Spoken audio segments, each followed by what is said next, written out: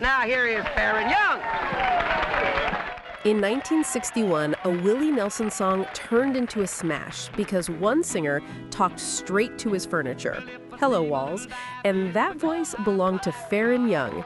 Today, we're painting a portrait of the Hillbilly Heartthrob himself, how a dairy farm kid from Shreveport blasted honky-tonk into the mainstream and kept it there for decades. This program is brought to you by Old Timer Song Factory, the online catalog of original songs, ideal for singers and recording artists searching for fresh tracks for their next album, all crafted with the true spirit of the 30s, 40s, and 50s.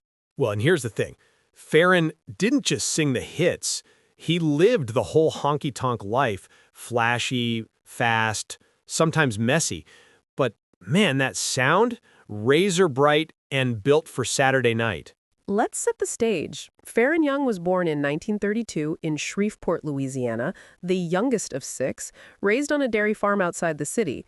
He didn't start out aiming for country. He flirted with pop until he caught Hank Williams bringing the house down with 9 encores on the Louisiana hayride. That night flipped the switch for him. Right, and not long after, Webb Pierce spots him and gets him onto the Louisiana hayride in 1951. The same hayride that was basically a rocket launcher for country talent back then. Doors open quick. By early '52, he signs with Capitol. And then life throws him a curveball. He records Goin' Steady, his first big chart hit in October '52, but a month later, Uncle Sam calls his number. He's drafted. The wild part? The song climbs while he's in basic training. No kidding. Peaks at number 2, and the U.S. Army Band even puts him to work, replacing pop star Eddie Fisher on tours. Country music officially marches in with Faron at the mic. Meanwhile, If You Ain't Lovin', You Ain't Livin' starts making noise. When he comes home in '54, he hits the gas. Those mid-50s sides are lean, loud, and proud. Live fast, love hard, die young. I've got $5 and it's Saturday night. I miss you already. That's not just a set list. That's a worldview. Exactly. And then the showstopper, Hello Walls in 1961. Willie Nelson writes it, but Faron sells it hard. It crosses over, moves a million, and nabs a gold disc. Suddenly, honky-tonk's not just barroom music. It's on radios from Tulsa to Toledo. You know what's wild? That smooth, almost smiling delivery. He sounds like your buddy offering you a beer and a joke while the bottom drops out.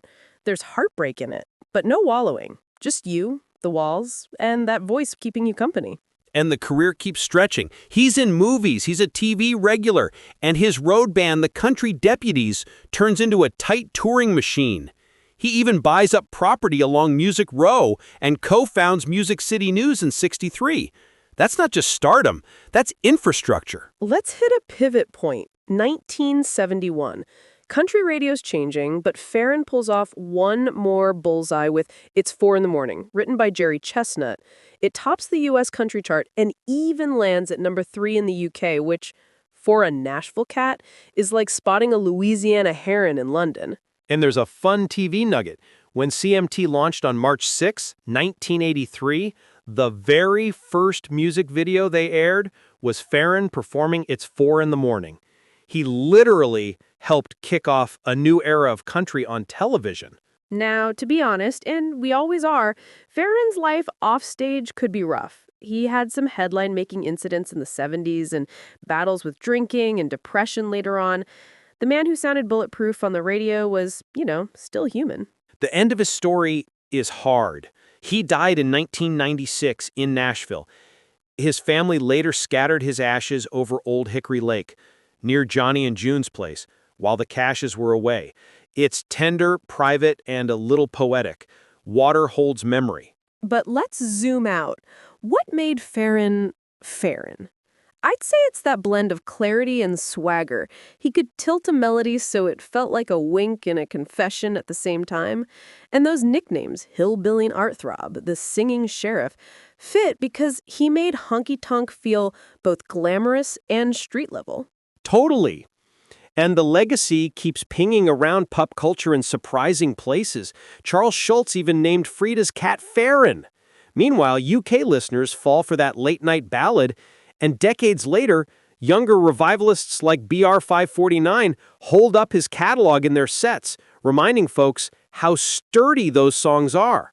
If you want a 3-song starter kit, go Live Fast, Love Hard, Die Young for the spark, Hello Walls for the craft, and It's 4 in the Morning for the after-hours ache. You'll hear the arc from Honky-Tonk Hot Rod to Countrypolitan Cruiser without losing that Faron grin in the rear view. And I love the small detail that captures how big he loomed. Those walls and Hello Walls aren't just props. They're characters. That's why the song sticks.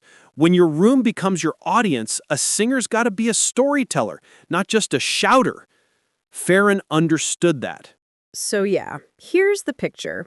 A Shreveport kid who sees Hank bring the house down, jumps on the hayride, sings his way through the Army, and spends the next 30-plus years turning jukeboxes into confessionals. It's a life with light and shadow, but the records, they keep shining. Exactly. And if you're driving tonight, try this. Roll the window down, let the neon blur a little bit, and put on Hello Walls. When that first line lands, you'll feel like the dashboard is nodding back at you. That's Faron, making even plywood and plaster feel like old friends. Thanks for riding along with us today. We'll catch y'all next time with another chapter in the story of American roots music. Appreciate you being here. It means the world to us to share these tunes and tales. It's time to say goodbye, friends, but we're never far. Just tune in again, same time, same place, same warm sound. And remember, if your walls start talking, make sure they're on Faron time. Preferably 4 in the morning. If you like the episode, don't be shy. Drop us a comment, share a memory or a story, and hit that subscribe button so you'll be the first to know when the next stories of American roots music comes rolling out.